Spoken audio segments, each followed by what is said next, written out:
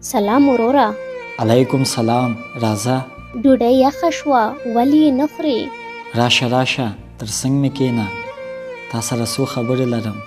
د زړه سره څه شوي؟ ډېره سخته ده. په یو کس چې تر ځانه هم ډېر باور ولري یو ناڅاپه دې خوشي کړي او درڅخه ولاړ سي. ته یې هم پرېږده، کیسه کې یې موسه. ځان ته دې پام کړی چې درڅخه څه جوړ شوی؟ اصلا نه پوهېدم چې څه یې غوښتل چې ما ورته نسو کولی. همدا خبره زما طبیعت نارامه کوي. دومره خپل ژوند کې هڅه وکړه، دومره بریالی اوسه چې د هغې هیله دا وي چې هره ثانیه هڅه وکړي ستا لپاره راشي او تا وګوري. ځینې وخت باید د ځان پر جوړولو دومره بوخت شي هغوی چې درڅخه تللي بیرته د راتلو ارمان وکړي.